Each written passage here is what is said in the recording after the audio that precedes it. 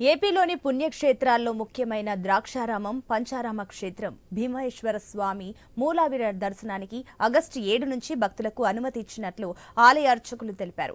Archaeology అధికారుల సూచనల అనంతరం ఆలయ అర్చకులతో చర్చించగా శూన్యమాసం శుభ ముహూర్తాలు లేని కారణంగా ఆగస్టు 5, 6 తేదీల్లో సంప్రోక్షణ నిర్వహించి 7వ తేదీ నుంచి మూలావిరాట్ దర్శనం కల్పిస్తున్నట్టు ఆలయ అర్చకులు తెలిపారు. దీనిపై మరింత సమాచారం మా కాకినాడ ప్రతినిధి రాజేష్ అందిస్తారు.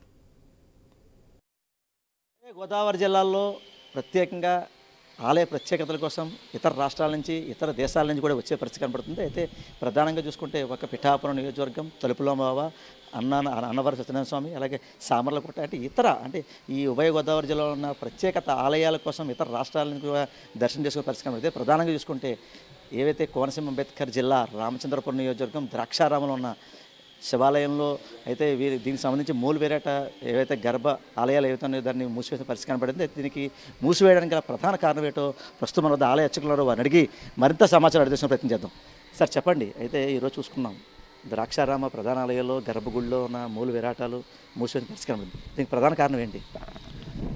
ఓం నమః శివాయ. ప్రధాన కారణం అంటే ఈశ్వరుడు అభిషేక ప్రియుడు అనే మాట ప్రజలందరికీ తెలుసున్నటువంటి మాట. అయితే ఇప్పుడు కాలమానంలో నడుస్తున్న వ్యవహారాలను బట్టి, ఇప్పుడు మనకు అందుబాటులో ఉన్న ద్రవ్యాలను బట్టి అన్నిట్లోనూ కూడా శుద్ధత స్వచ్ఛత రెండూ లేకపోవడమే ఈరోజు మూల విరాట్లని, మెయిన్ దేవాలయాల్లో ఉన్నటువంటి ప్రధాన మూర్తుల్ని ధృవీకరణ చేయవలసినటువంటి అవసరం అనేది కేంద్ర పురావస్తు శాఖ వారు తీసుకోవడం జరిగింది. ఈరోజు జరుగుతున్న ఈ ప్రతి కార్యక్రమం కూడా కేంద్ర పురావస్తు శాఖ వారి ఆధ్వర్యంలో వాళ్ళ పర్యవేక్షణలో జరుగుతున్నటువంటి కార్యక్రమం ఇది. అయితే వాళ్ళ పర్యవేక్షణలో జరిగినప్పటికీ కూడా ఇక్కడ దేవాదాయ ధర్మాదాయ శాఖ వారు ఆలయ వంశపారంపర్య అర్చకులైన మమ్మల్ని సంప్రదించి ఆచార సాంప్రదాయాలకి, ఆగమ విధానాలని, ప్రాంతీయ ఆచారాలని అన్నింటినీ దృష్టిలో పెట్టుకునే ఇక్కడ ధృవీకరణ అనేది జరుగుతుంది.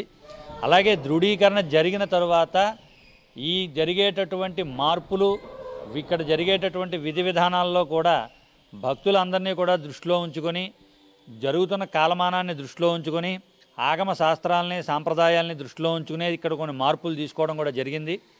ఇది ఇక్కడ తెలియక చాలామంది ద్రాక్షారం భీమేశ్వరుడికి ఇక పైన ఇంకా అభిషేకాలు జరగవట, అభిషేకాలు ఆపేస్తున్నారట, ఇంకా భక్తులు ఎవరైనా దండం పెట్టుకుని వచ్చే పరిస్థితిని కల్పిస్తున్నారట అనేటటువంటి కొన్ని అపోహలు అనేవి బయట చాలా నడుస్తున్నాయి.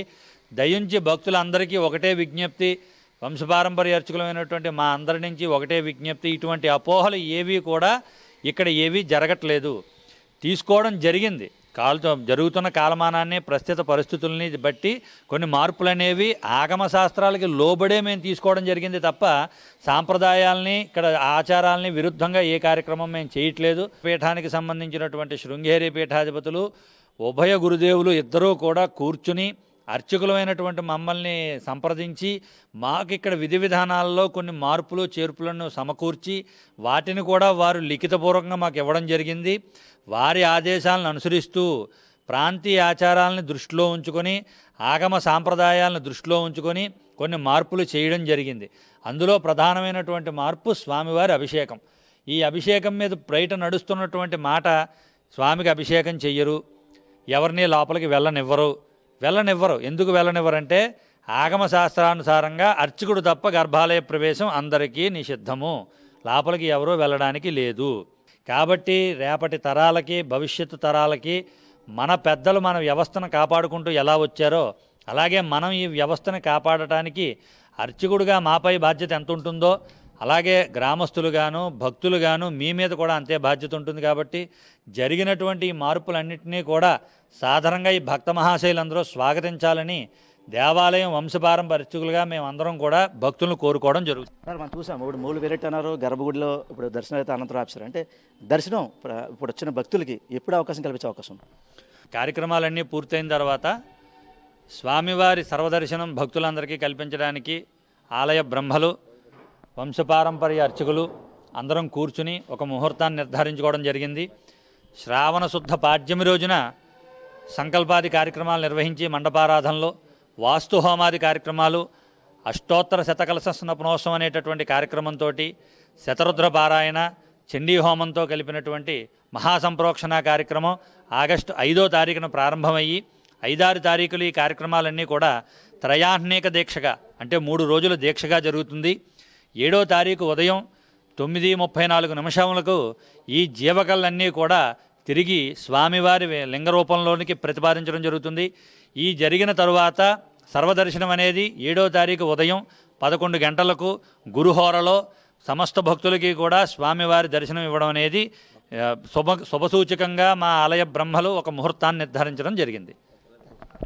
అయితే ఓవర్గా చూసుకుంటే ఆర్కియాలజీకి సంబంధించి అంటే ద్రాక్షారామ భీమేశ్వర స్వామి ఆలయంలో సుమారు 2 నెలలు పైబడి అయితే గర్భగుడి అయితే మూసివేశారు. అయితే దీనికి సంబంధించి ఆగస్టు 5వ తేదీ దీనికి సంబంధించి పునరావృతం చేస్తారు. అలాగే ఆలయ పూజల అనంతరం 5, 6, 7వ తారీఖు 9:38 వారు ప్రత్యేక పూజలు చేసి దాని అనంతరం 11 గంటలకి వచ్చే భక్తులకి యొక్క దర్శనం కల్పిస్తామని చెప్పి ఎవరైతే ఆలయ అర్చకులు చెప్పే పరిస్థితి కనబడుతుంది. ఇది కూడా తాజా పరిస్థితి.